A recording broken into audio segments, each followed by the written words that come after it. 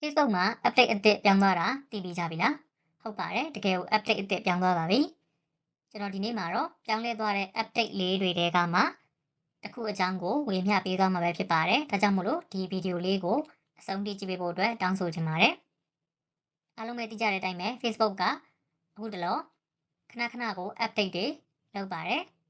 အဲ့ဒီထဲမှာတစ်ခုကတော့ကျွန်တော်ပုံထဲမှာမြင်ရတဲ့အတိုင်းပဲရေးထားတဲ့အတိုင်းပဲပေါ့နော် you have one update ဆိုပြီးတော့သူရေးထားတာကိုတွေ့ရမှာပါအားလုံးပဲကိုယ့်ရဲ့ wall တွေကိုဝင်ကြည့်ကြပါဝင်ကြည့်လို့ကို့မှာ update နှစ်ခုရှိတယ်ဆိုလို့ရှိရင်သူက2 update လို့ရေးထားပါလိမ့်မယ်နော်ကျွန်တော်စီမှာတော့တစ်ခုပဲရှိလို့သူက1 update ဆိုပြီးတော့ရေးထားပါတယ်အဲ့တော့အဲ့နေရာလေးကိုကျွန်တော်ထောက်ကြည့်လိုက်တယ်ထောက်ကြည့်လိုက်တဲ့အချိန်မှာသူဘာလုပ်ခိုင်းတာလဲဆိုတော့ကျွန်တော်တင်ထားတဲ့ read တွေကမှ view အများဆုံးဖြစ်တဲ့ read တစ်ခုကို story မှာပြန်ပြီးတော့သွား share ခိုင်းတာပေါ့နော်အဲ့လို share ခိုင်းတာအကြောင်းရှိပါတယ်အဲ့လို share လိုက်ခြင်းအပြင်ရရှိလာမယ့်အကျိုးကျေးဇူးတွေကိုကျွန်တော်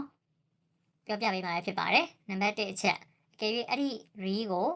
story မှာသွား share လိုက်မယ်ဆိုလို့ရှိရင်ကျွန်တော်တို့အဝေးမကြည့်ဘူးနည်းနည်းလေးပဲအကယ်၍အချင်းချင်း RCS လောက်ကြတဲ့သူတွေရှိတယ်ဆိုလို့ရှိရင်ကျွန်တော်တို့အဲ့ဒီသွား share လိုက်တဲ့ reel ကိုဝင်ကြည့်သွားနိုင်တယ်ပေါ့နော်ဝင်ကြည့်သွားတဲ့အခါမှာ story view တွေတိုးသွားနိုင်ပါတယ်ဒါနံပါတ်1ချက်နံပါတ်2ချက်ကကြတော့အကယ်၍ကိုယ့်ရဲ့ဗီဒီယိုကစိတ်ဝင်စားဖို့ကောင်းတယ်ဆိုလို့ရှိရင်အမှန်တကယ်ကိုပဲထောက်ကြည့်ပါလိမ့်မယ်ထောက်ကြည့်တဲ့အခါမှာဒီ story view အပြင်ကိုအမှန်တကယ် review ပါရသွားနိုင်တယ်ပေါ့နော် review ပါတိုးသွားနိုင်ပါတယ်ဒါကြောင့်မို့လို့အဲ့လိုလောက်ခိုင်းရခြင်းပဲဖြစ်ပါတယ်ကျွန်တော်ဒီနေ့မှာတော့အဲ့ဒီ update လေးအကြောင်းကိုဝေမျှပေးသွားတာပဲဖြစ်ပါတယ်အားလုံးပဲဒီ update လေးကိုသိပြီးပြီလားမသိသေးဘူးလားသူပြောတဲ့အတိုင်းလုပ်ဘူးလားမလုပ်ဘူးလားဒါမှမဟုတ်အခုမှလုပ်မှာလားဆိုတာကို comment မှာရေးပေးသွားပါအောင်နော်အားလုံးကျေးဇူးများကြီးတင်ပါတယ်အကယ်၍ဒီဗီဒီယိုလေးကအကျိုးတစ်စုံတစ်ရာရှိတယ်ဆိုလို့ရှိရင် share လေးလုပ်ပေးသွားပါအောင်နော်အားလုံးကျေးဇူးများကြီးတင်ပါတယ် bye bye